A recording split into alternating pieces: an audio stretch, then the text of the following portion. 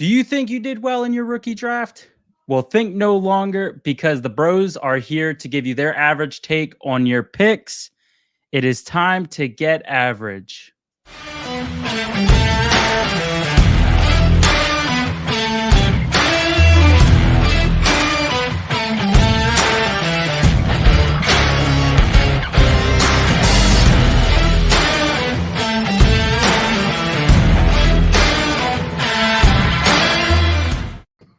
What is going on, guys? We are the Average Bros Fantasy Show, your one-stop shop for average advice, brought to you by Football Darts and Fantasy Sports Alliance.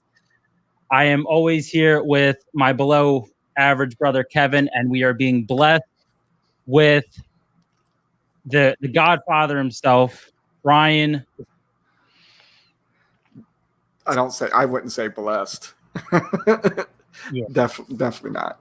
Yeah, you're just here. We needed a fill in. We were supposed to have Drew Brees here with us. Unfortunately, he couldn't make it. He's too busy brushing up on his commentary skills, so we had to settle for you. No, I'd say I'd probably a step up from that, so we're okay with this. Okay. I would have to agree there, bro. Fair Appreciate enough. it, Kev. Thanks. Fair enough. Give a shot, take a shot. Okay. But as always, before we get into our show tonight, we would like to thank our broadcast sponsor, Football Darts.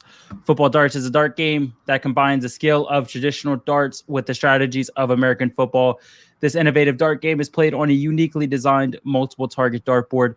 It can be played in sports bars, at tailgate events, as league tournaments, or as a leisure activity in the comfort of your own home. If you would like to check out their officially licensed collegiate dartboards, go to footballdarts.com. And of course, if you guys use promo code IPlayFSA, you guys can get yourself 30% off. So go on and get some amazing dartboards, football dartboards.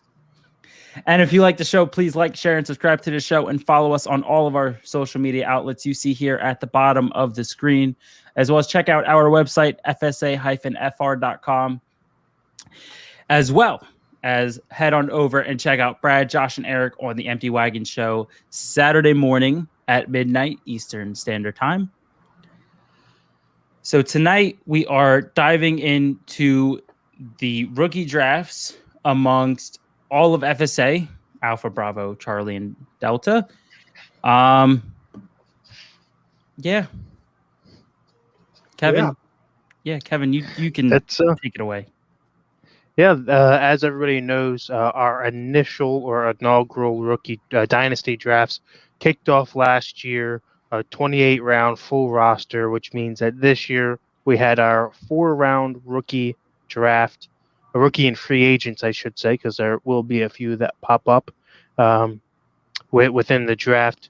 And what we're going to do is go around the horn between myself, my average brother, and Brian, the beardless wonder. I had that reversed. I know. I'm aiming for average. Don't worry, boys.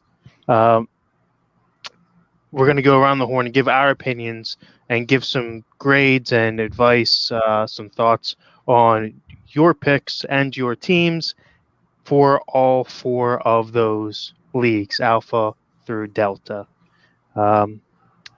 So without further ado, I will share my screen. And I want to first start off with showing off. This screen here looks a little bit different than what you're used to. When you go into the home and then main screen, you will now see some banners coming across the top here for each of the leagues, respectively, with the champions from the previous year and previous years as we fill these out here. So, Alpha, no Orlando Rage up here. What happened, Brian? I did not have a good first year. We'll look at the draft here in a second and see how I actually did to fill the team and all of my needs. People probably wondering why the big white space. So this isn't designed just to show up well on the computer. It's designed to also show up well on mobile. And we tried a version of this where it is pushed all the way over to the left hand or to the right hand side, right above the welcome column. and then moving the league standings up into that space, basically taking away the white space. The problem with that is when you're looking at it on a mobile device, then you have to scroll to the middle of the page basically to see the banner, and it gets lost. So it will look better as we fill those in. As now that I'm saying it out loud, maybe that's a good spot to put another image right there. Maybe something a little bit more full for the Iron and then winning the championship last year. So maybe I'll work on something this weekend.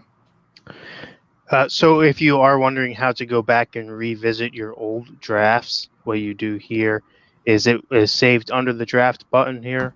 So home, then main, click on draft, and there is this year's rookie draft as it went off. I like to view it in this grid form. It shows you a little bit better going down the teams. Just my preference. Before we jump into it, Maria checking with us, saying hello. Maria, how are you? So, guys, as we're getting into this, and we're going to go ahead and read through these, the way you read it is round in each row, but each pick itself is numbered by the number next to the name. So the first pick here went to, where is the number one? The Atlanta Havoc with Jamar Chase. Yeah. Right. So this would have been traded back, correct? Or Orlando Rage should have had the first here? No, so the order that they're showing across the columns didn't have anything to do with the order where we finished last year. I think that's actually in the order in which MFL has it in the database. Okay. So if we actually go back, I know that some are original. Some are in that order, I believe. Or at least close anyway. Let me see if I can go back on my screen and let you all know from the 2020 final standings who should have had the number one pick then. And I will mention that is why I like the list format for it, because looking at the grid format, it's very all over the place to me. But if you look at it in the list format, it has all the trades updated and everything. So it shows you here that the Atlanta Havoc had the first pick instead of on the grid format. It had Sean at what? The 1, 2, 3, 4, 5. It had him at the 6th spot, but showing the 1st and the 7th pick. It's too crazy for me. So if you actually look at the standings from last year, the New Jersey Red Dogs would have had the number one overall pick at 4-10. Next team after that would have been Salt Lake Stallions at 4-9-1. And then we had, I think, 2 teams at 5-9, 1 team at 5-9, and a handful of teams at 6-8. Well, we got a few here. Bill chiming in with us. Hello, Bill. He says go to the list. Same with Damien as well. So we'll stick with the list then. Okay. I'm a grid guy. I'm with you. It is a little confusing, but I sure do like the colors and all of that stuff with it too. Well, yeah, don't get me wrong. The pretty colors are appealing, but... Well, what I like about it is, and when you're doing the draft that way with the grid, is it's a better way of looking at trends, in my opinion.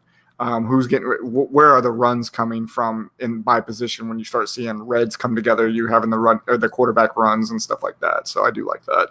Yeah. So we'll kick it off. I will.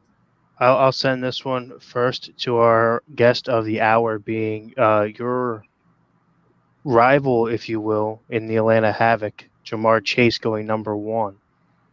So, surprised if you look at the way the other 3 Dynasty drafts went in FSA without knowing it. And this is, the knowledge of the first time people were seeing this. They might think, wow, I can't believe Trevor Lawrence didn't go first. However, when you look at the makeup of the Atlanta Havoc and where their team was at, and I think we talked about it just before we went live, he has Josh Allen. He has Tua. Probably could have still used another quarterback at that spot. And Trevor Lawrence, maybe not a bad pick at that spot, but he had a bigger need at wide receiver. And that's really what you're trying to do in these rookie drafts, is fill your needs. And I think once we get all the way to Delta and we discuss the conversation you and I had, I think that becomes very apparent of why these are important to fill your needs and not just take the best available player sometimes.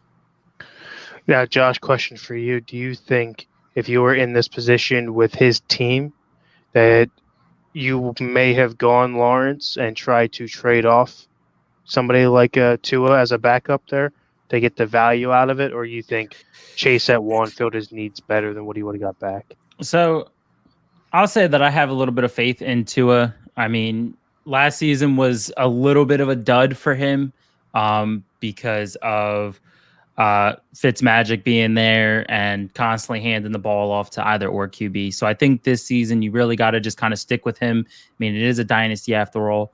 Personally, it was a toss-up on his team between needing a running back or a receiver. I would have went more towards a running back. So in my opinion, I probably would have went Harris with this spot. But even still, a little bit crazy to see Lawrence going later on in the draft. I agree there. I think probably more surprising, and now that we're looking at the list here, and we've got Bill checking in with us as well, is that Lawrence wasn't even the first quarterback off the board in this draft. I think that was probably the most surprising out of all of them. Yeah, so that goes down to Bill, our second and third pick, with the Norfolk Neptunes, with Najee Harris going at 102.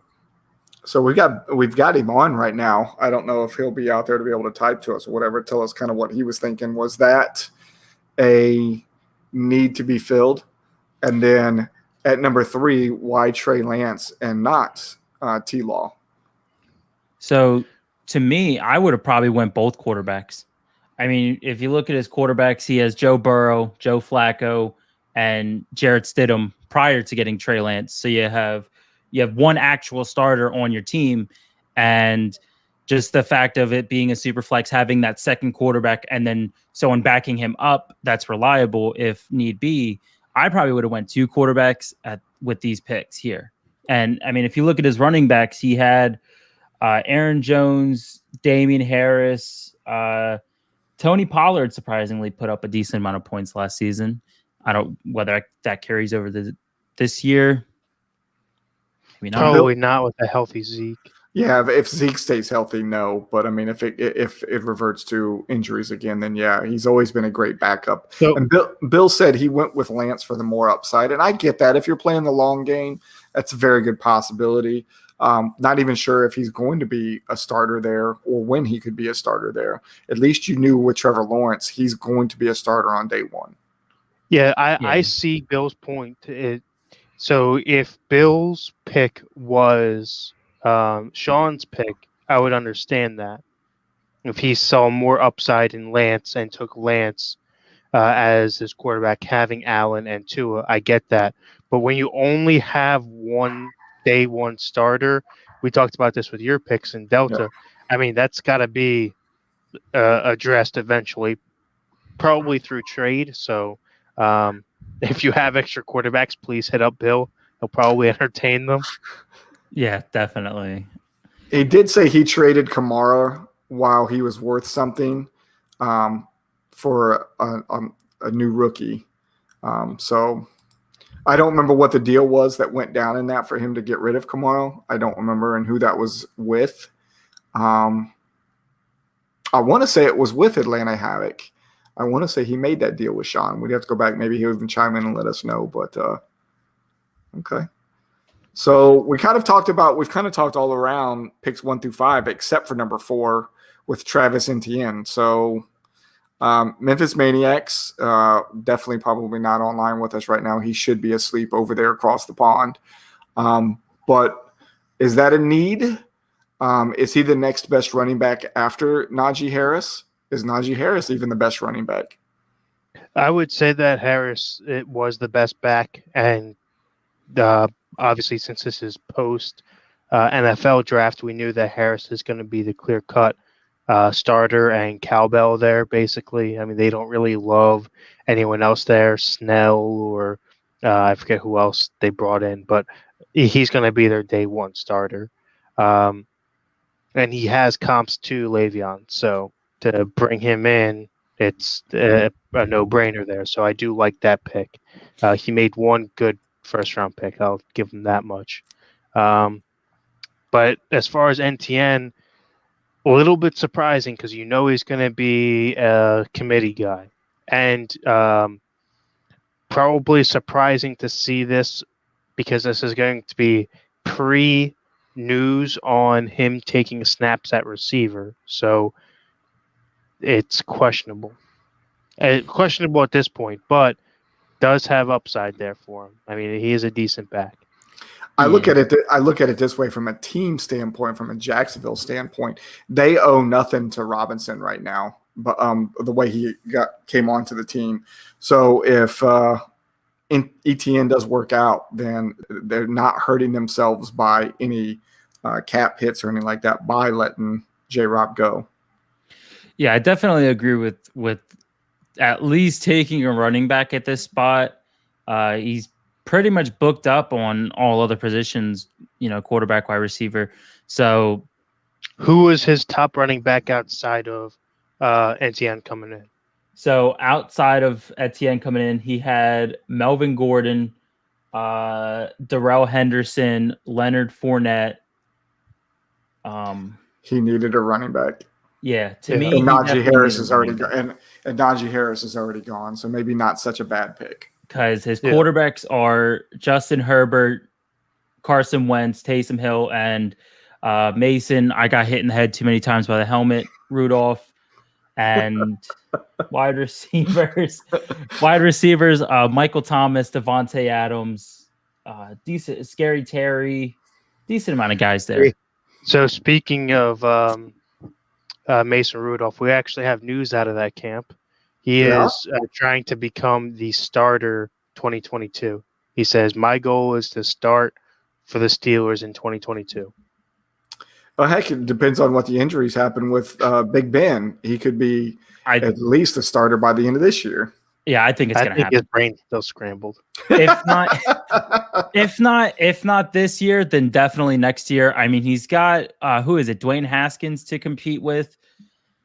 Whether you think, that's what I'm saying. Whether you think Haskins is going to put up a fight beats me, but it seems like a reasonable task to accomplish because I don't know why Roethlisberger even came back this season. Agreed. So next pick here, Trevor Lawrence, 105. Got to be a steal here. Absolutely.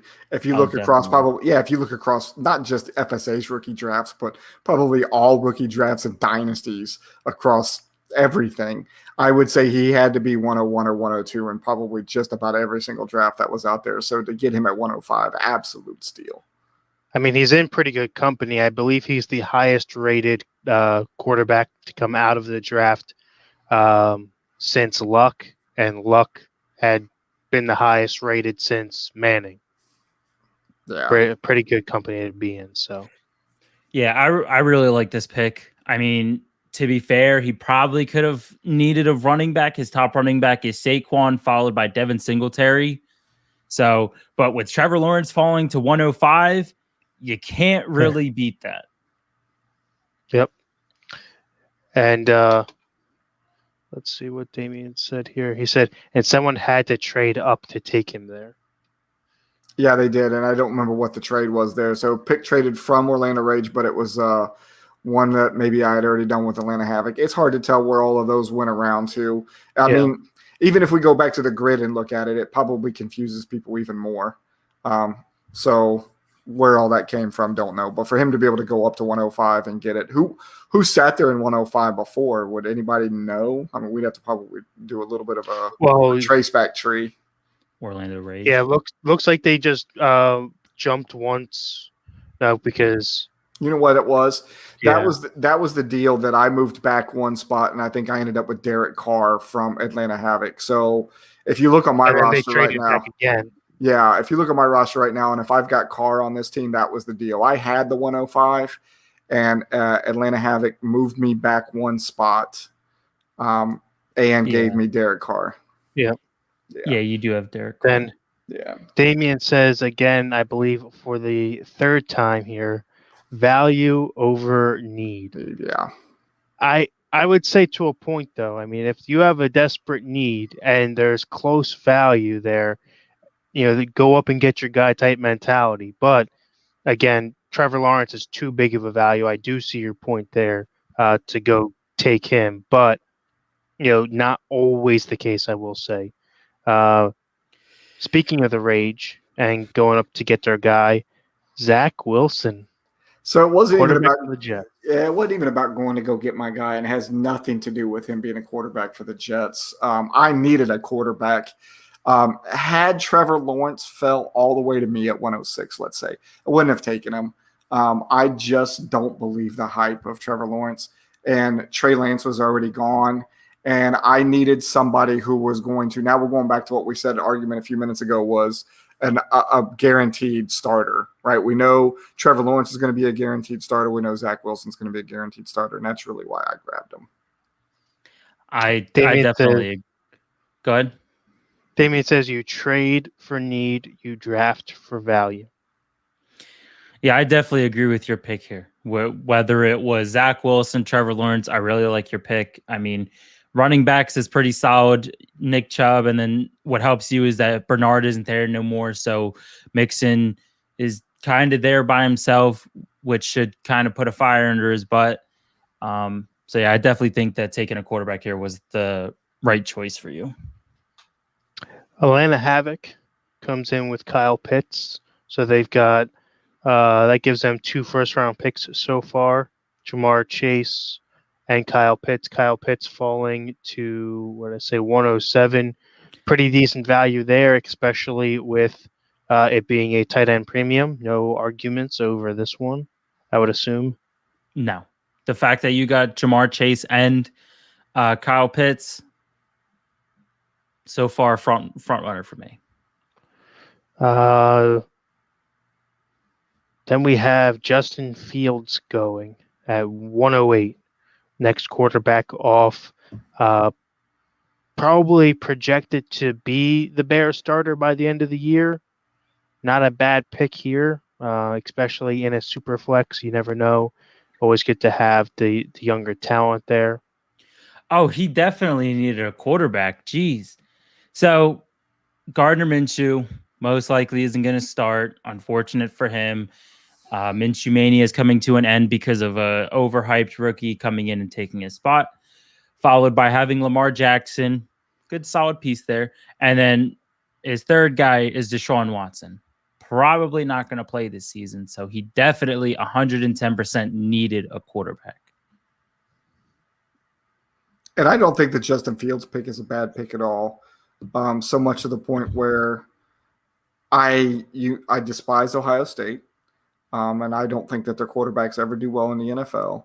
But there was the very good possibility that I was going to take him. What was it, Kev? The number 2 or number 3 pick in Delta? Yep. So I believe in him. I don't believe Andy Dalton's going to be the guy by the end of the year. And I think he does have a good skill set, probably one of the better skill sets that we've seen come out of Ohio State in years.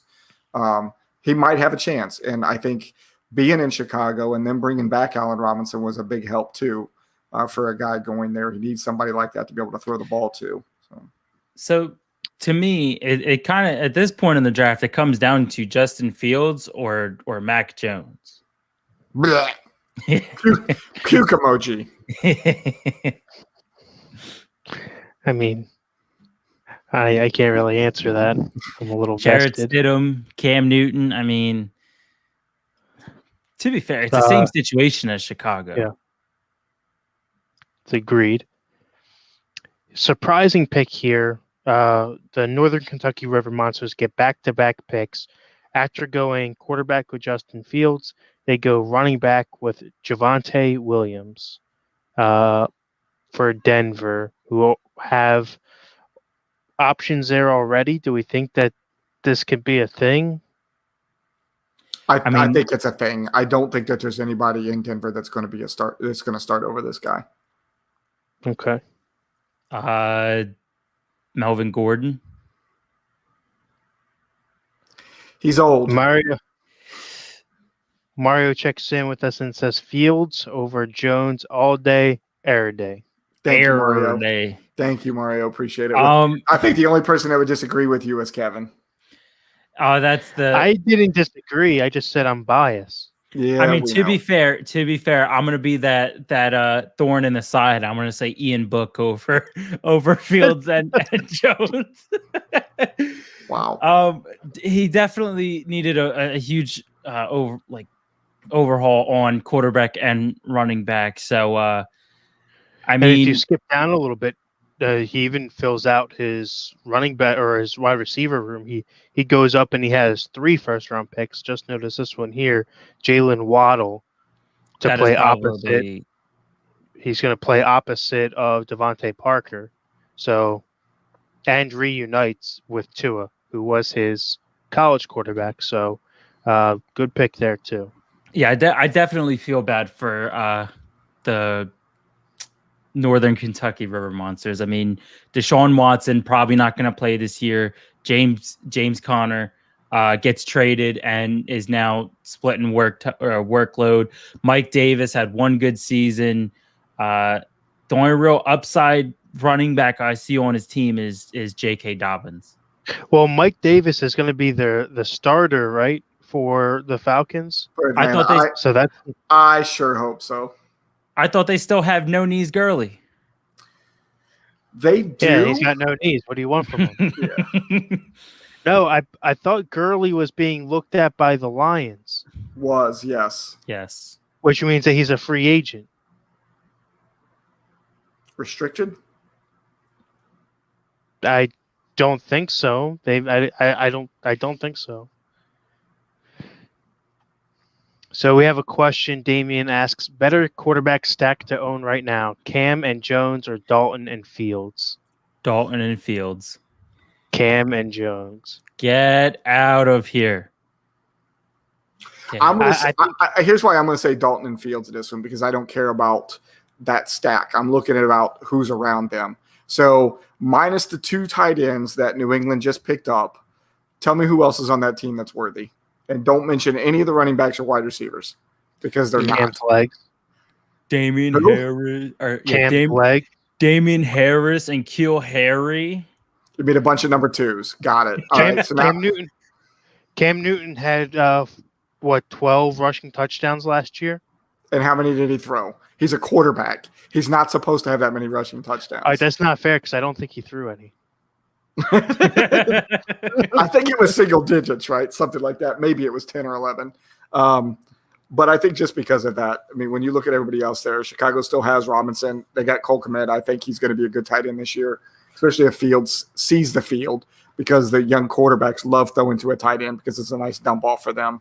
Oh, that's Cam. Yeah, I think it's I think Dalton and Fields is the better stack. So Boston Brawlers, as we're talking about them, do get Mac Jones at 110. Probably the best remaining quarterback on the board. Not terrible, about average in most leagues where he's probably going to fall. Cam Newton had only 8 passing touchdowns. Okay, I thought it was single digits. Yeah. Oh, Lord. And then we have Devonta Smith. I think this is going to be one of the best receivers out of this draft class. I think it's a good landing spot for him for sure. Definitely. Yeah. They have a young QB whose brain is just ready to be molded. They're giving him a young receiver to throw to. Who else do they have there? Rieger? Jalen Rager. They have the JJ Arcega-Whiteside. A bunch of number 2s. They still have both their tight ends. A bunch of number 2s with that number 1 spot wide open for Devonta Smith to come in and take it. I'm sorry. Out of all the rookie receivers, I think this guy's going to finish on top. I would have to agree. Because they have no defense. They're going to constantly be playing from behind, and they're just going to have to throw it. Damien agrees with you and says Smith is the wide receiver 1 of this draft class. I'd have to agree too. And it's a good, like we said, it's a good landing spot for him. It Definitely. really is. Yeah. I think that's what helps him the most is the spot. Mm-hmm. Because he was the first. He was our first wide receiver taken? No, second. And then Okay. no, first. Waddle went after him. Where's Jamar Chase at? Jamar Chase, number 1 overall. Yeah, number 1. Duh. Forgot. That was so long ago. I forgot about him. That was so 10 minutes ago. Brett says, did we get past T-Law 105 yet or what? Yes, we did. We're there. We just finished round 1, Brett. Yeah, Brett, we're already past the first round. You're going to have to go watch or listen to us on Apple Podcasts, Google Play, Spreaker, Spotify, or anywhere else you get your podcast for your listening pleasures. There it is. Also, please kick rocks. Wow, so me and Kevin actually have something in common here. You know what? How did we skip over Kyle Pitts? I feel like that was just we didn't breezed right over. We did. We just said we all agreed that great value where he was taken, and no real complaints at 107. The next best thing, especially with Atlanta already having taken Jamar Chase, and we knew from discussing that pick that quarterback was not his. Was not a need for him. Well, okay, so let's talk about this. So Kyle Pitts, Atlanta's tight end, goes to our Atlanta Havoc. Julio Jones, big news, ends up signing for Tennessee. What does this do for Pitts then? I think it raises his stock because I don't think Calvin Ridley will perform as well as he did last year, especially now being the number 1. I have no faith in Gage stepping up to relieve that pressure. I think that means that the underneath help of Pitts and just being a bigger body that can play Slaughter out wide can step up here pretty big and be that number 1 target. I don't think anything really changes. I think Calvin Ridley still puts out the same numbers because Julio's gone, but Pitts is there to be that release valve to release pressure from Ridley. So Chris chimes in and says, let's talk about the 111. Chris, you will also have to go back and watch or listen as well, because I'm pretty sure we talked about the 111 quite a bit. Yes. Thank you for joining us. He picked the wrong night to join in late. We just salivated. So Damien says Pitts equals OJ Howard, and then whatever that emoji is, I can't see. I can't tell either. I don't think that's even fair to say because OJ Howard had to play next to Cameron Brate, and you never got to see him break out. So here's the deal. He came out with all the same hype that Pitts has right now, size and all of that stuff. The problem was he can't stay uninjured, and that's the thing. So we never got to see his true potential being in the pros. And even if he becomes healthy, the injuries are still going to nag at him. So it's not going to be a thing. But I'm hoping that it's not the same for Pitts. And I mean, let's not forget with Pitts that he is playing alongside another valuable tight end. So that comes into play with his workload too. I think you're talking about was it Hurst? Hurst, yeah. Yeah, Hurst. I think that on another team he could show value. What they need him to be, he does not. He's smaller on the tight end scale, and he's shown to be more receiver than blocker, and he doesn't block and shed easily. So I don't think so. Stan's out there. Stan says, "What's up, Stan? How are you?" Stan the man. Damien says, "Yep." Pitts has Hurst. I think at least from a standpoint of having Hurst there being an older guy already anyways, whenever he came into the league, maybe it's a help. Maybe it's a good mentor guy for him. Maybe. I think Damien can kick rocks too. 112, Jalen Waddle going to Miami. I think we kind of already brushed over this pick, being that he's on the other side of Devontae Parker now. And Tua's throwing to him, former quarterback throwing to a receiver from college days. I think the biggest thing that's going to hurt him there on the negative side of things is the fast-paced West Coast style offense that they're going to run. So things are going to be shorter. So as a player perspective, NFL outlook, he probably will do well. But as far as a fantasy perspective, his numbers may not look all that great because it's going to be, say shorter receptions, and then you try to open up for a deep ball, but a deep ball is always going to be your Devontae Parker. That's what he's known there for. Plus, Tua's got legs under him, so how much does that take away from him? Yeah, I think the Tua having legs definitely does hurt him a little bit. But wouldn't you think, definitely in like a PPR, having those short routes, doesn't that kind of help you in a way? I mean, 149 in one season,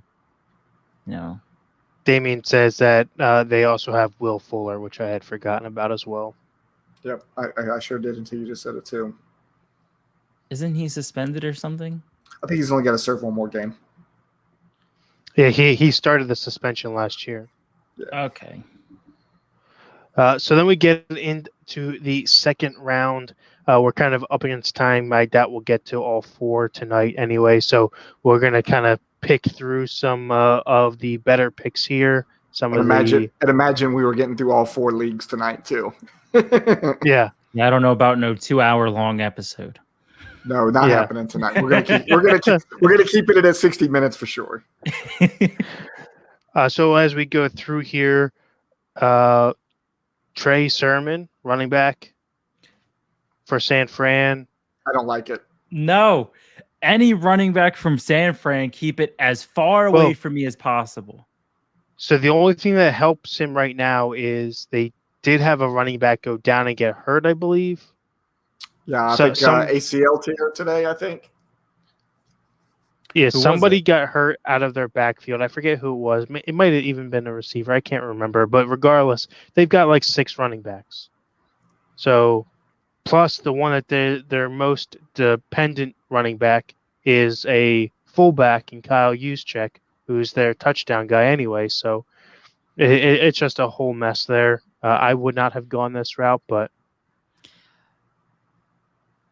yeah, I agree. There's not a lot you could say there. I mean, we would take more time probably talking about just the backfield itself versus just this pick. So it's just too crowded of a backfield. Yeah. There you go. Wilson had surgery on his meniscus. Eric from Empty Wagon chimes in and lets us know Jeff Wilson. Yep. Here's actually a decent pick. This is the direction I would have gone at 205 is Michael Carter for the Jets. Steps in and plays next to Frank Gore, still on the team. So the ageless wonder. Yeah, not much competition there. They also got another running back in there. One of the P Ryans, I think, is there. Yeah. Yeah. Yeah. Correct. I could have swore there was somebody else that was there. I will say this, for those of you that spend time on social media, and I know that is Damien that's out there right now, so he can attest to this and tell me that I'm right. There has been so much chatter around Michael Carter right now. Here's a guy that was drafted in the 4th round, and now they're talking about he could be a top 5 running back at the end of the year. I'm hoping from other league standpoints that's true, not because he's just on the Jets, but he is getting a lot of hype right now, and I hope he lives up to that hype. So I thought it was good value. I think if we were to look at a running back where we're at right now in the draft, I would have probably taken him before Sermon for sure. Damien says he doesn't believe Gore is on the team. I couldn't remember if he was still in there or not. I know that's where his last stint was, and he says that Tevin Coleman is now there as well. One of the many, many, many running backs to make it out of the San Fran running back locker room. Yes, good for him. I definitely think Michael Carter was a good pick here. I probably would have went Carter over Trey Sermon just because of the likeliness to actually see the field and be able to step on the field. I mean, yeah. Frank Gore is currently a free agent. Yeah. Any other standouts here out of the second round? I'm gonna say Chuba Hubbard. Go ahead, Josh. I'm going to go all the way down to 212. Chuba Hubbard. I was going to go to 209. I was going to go to Kenneth Gainwell. Running back on the Eagles. Miles Sanders. Everyone always has high hopes on him, but never really, meets everybody's standards. Does he have a chance to get points there? To me, this is a poor pick here. This is a rookie grab, I think, because the issue now is they have Miles Sanders, Kerryon Johnson, which would have happened after this pick, I believe, Kenny Gainwell, and then you also have Boston Scott.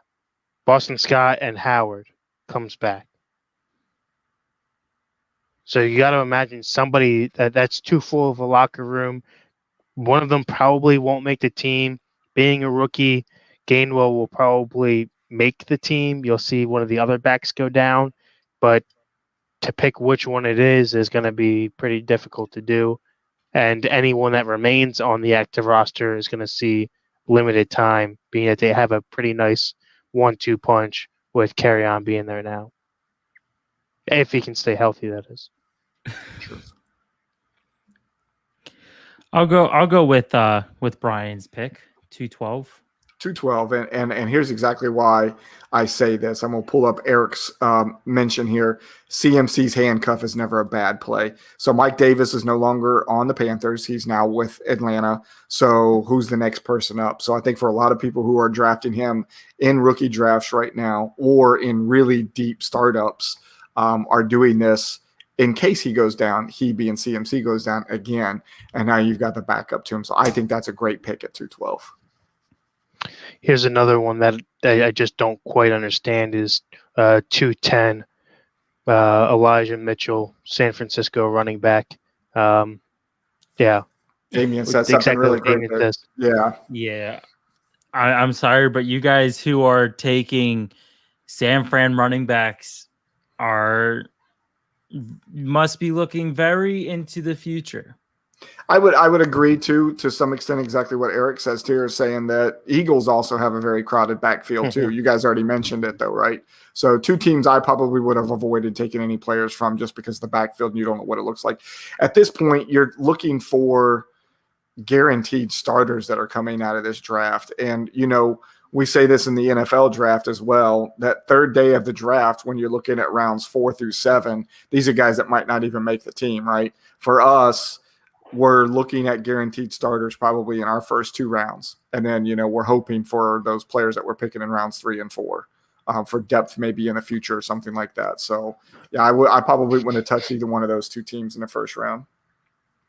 So getting into the third round, here's an interesting one to mention. And this is not one that I necessarily would have made at the draft, but news coming out of camp has been pretty high. Ramondre Stevenson, Patriots running back. We already know that they have a semi-crowded room just because of how much they like to share the ball.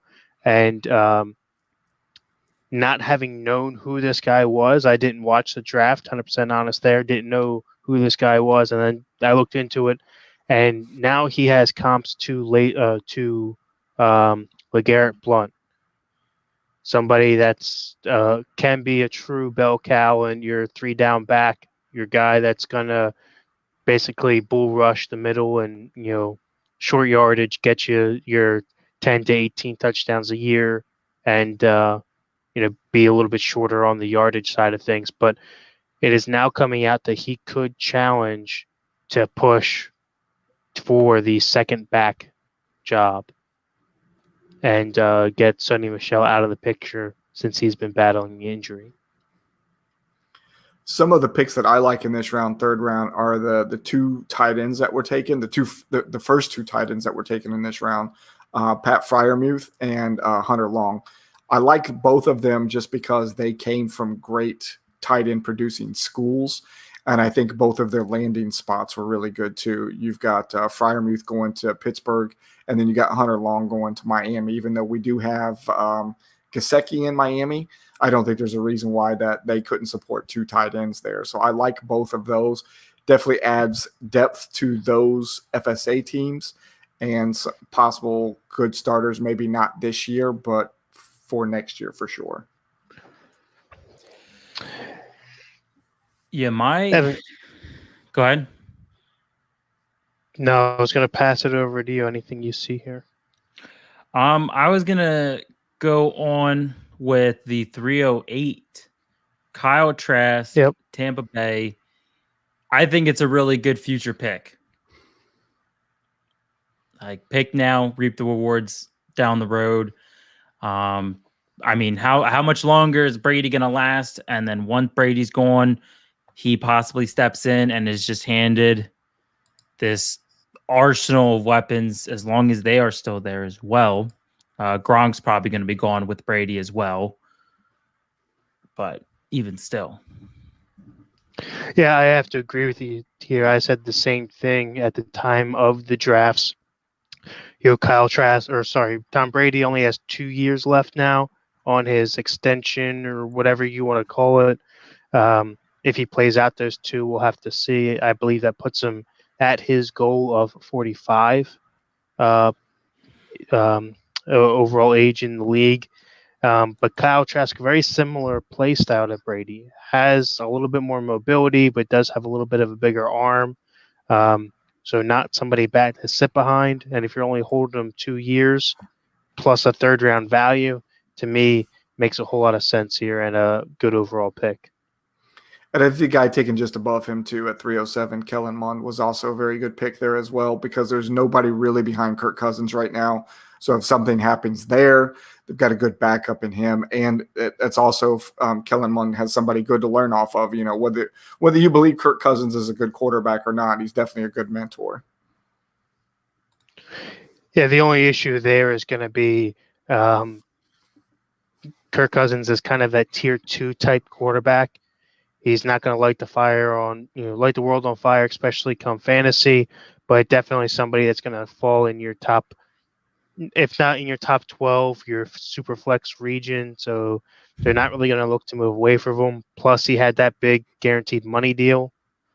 Yeah. So when are they really realistically going to move off of him? Probably going to be somebody subject to trade bait. If I had to guess, something similar to your Jimmy Garoppolo situations, players that just get bounced around because there's no real need. Well, I mean, Jimmy Garoppolo, wasn't he somebody that he actually did good because of Brady got injured or something? And then that's the whole reason he got traded away? Yeah, so he came in and played. The only game that he ever started was when Brady was suspended. And he won. And then they sat Brady when they knew that they were making the playoffs, and he won. And then he got traded because he was performing well and already sat for 3 or 4 years behind Brady. They knew they weren't going to use him. Plus, there was locker room issues because Belichick wanted to trade Brady first, not Jimmy G. Kraft said, kick rocks. We're not trading Brady. And then he goes to San Fran and wins his first 5 games there.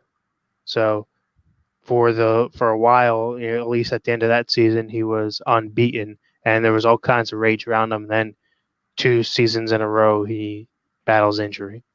Yeah. And there's your Jimmy G history lesson. Anybody else that stands out to you guys? I mean, I know we're starting to get into the free agent territory as well. Yeah, I was going to have Kevin scroll down just a little bit further down through there. So I believe Scotty Miller is our first free agent off the board. Don't ask me why. I can tell you why. He's a Bowling Green alum where I went to college. He looked well whenever he played there with Tampa Bay, and he had him, he's touchdown dependent, which doesn't happen very often. But when I look across of whoever else was still there and the need that I needed to fill, that's why I went after him, because at least he's proven, as a player already, where none of these other guys that we've taken so far as rookies are proven. At least we know that he can get it done. So that's why I took Scotty Miller. See, I think I would have preferred Trey McKitty based on name only. Mm-hmm.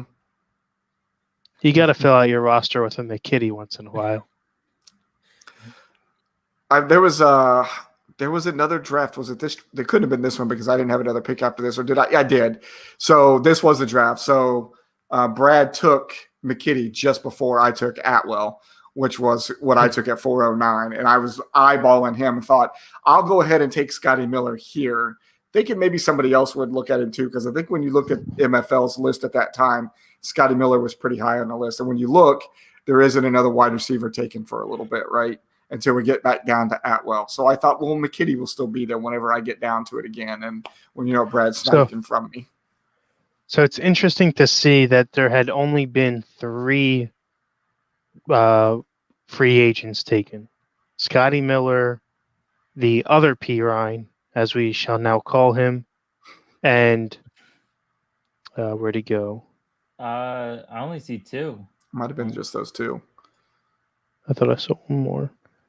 Then just those 2. Yep, just those 2. Those are the only free agents that were taken in this one. Everybody else rookies. Yeah, I just noticed that as well. I know. I believe in Charlie, at least, the 4th round was a lot of, oh, no, that was pretty much just me that was taking free agents in Charlie. Okay. I mean, I know we're on alpha, but in the 4th round, I got Jamar Jefferson, Taylor Heineke, because I think he did great in the playoffs last year, and I got John Ross. Okay. Eric says Pirine as Mixon's handcuff is also a good idea. Especially since Bernard's not there anymore, so it's not a bad spot. Yeah. I mean, Mixon gets injured. There you go. You got yourself a starter in the 4th round of a rookie draft. Just anything else? A look back, making sure I didn't miss any other free agents. I think you went through. I just watched you go through the list again. I didn't see any. Everybody else has got an R next to him, so you should be good there. Yeah. I mean, if we're going back on the list, I mean, there was a guy I wanted to mention before. Amari Rodgers. The other A Rodgers that's on Green Bay now. Might be the only A Rodgers on Green Bay, especially since he's holding out now. Possibility to be number 2, number 3. Yeah. Yeah, but the issue is going to be, does Rodgers feed another guy? Because we already see what MVS does there, and he could be a starter on any other team and just dies there with of starvation, especially with the way they use Tunyon. So MVS got a lot of hype, and I will say it, and I hope Eric's still out there. I took MVS in the NCFF auction 2 years ago whenever he was a rookie, Eric, because I listened to Empty Wagon. Empty Wagon, very smart. If you're not listening to Empty Wagon Fantasy Football Podcast, you're not doing fantasy football right. Very smart guys over there, and I listened to them, and I went after MVS and overspent on him.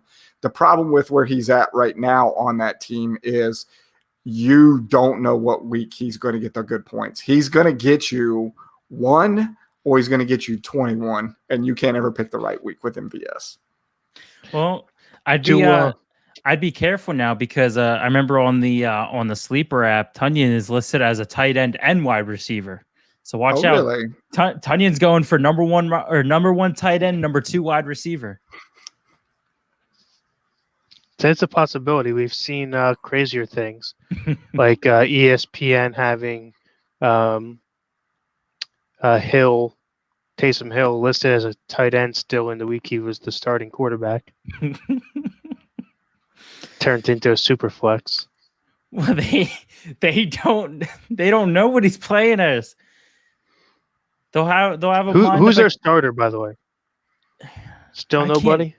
I can't tell. It's Ian Book. I'm telling you, guys. In this week's Saints update, who is the starter? No one. Okay.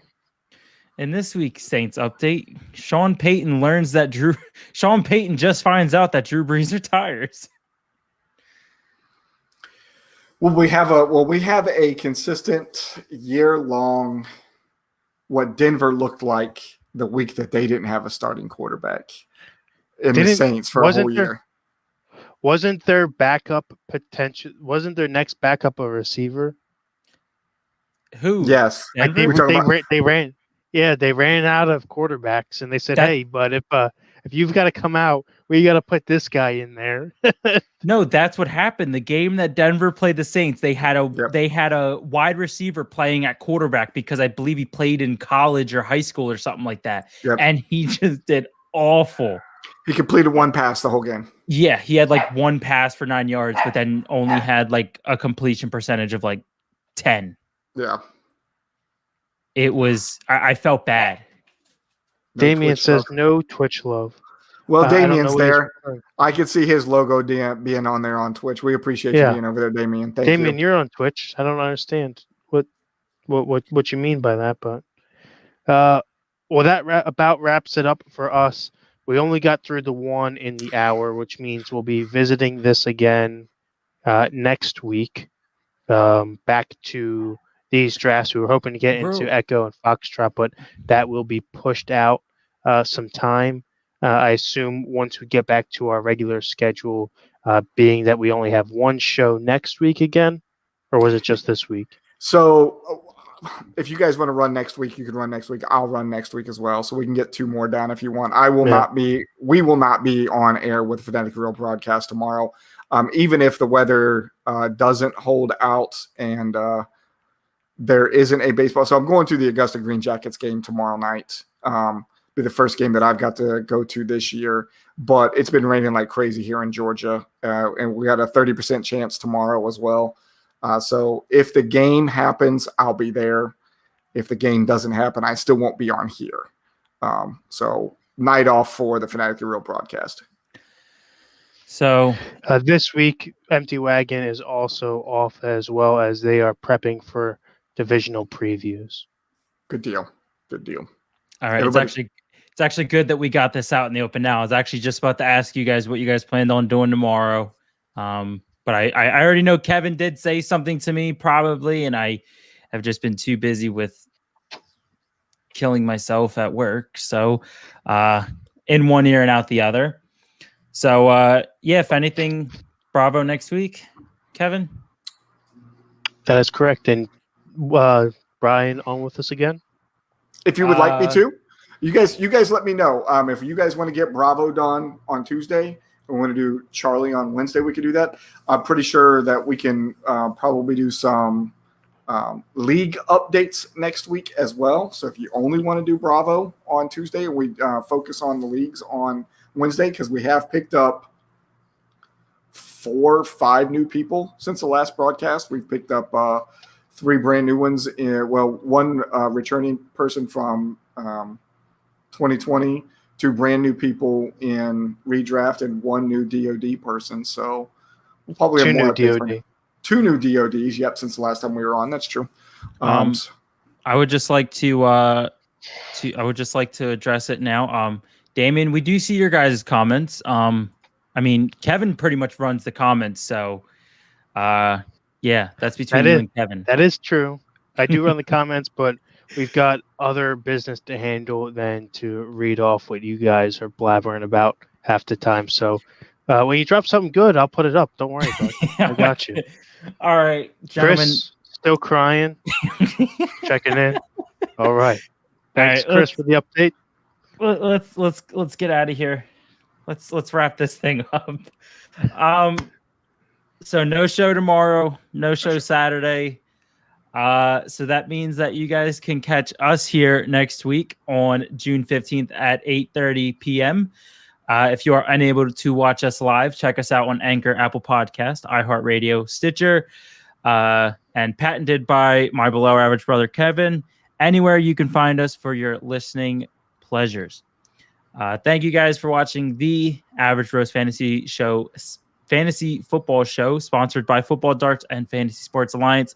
If you like the show, please like, share, and subscribe to the show, and follow us on all of our social media outlets.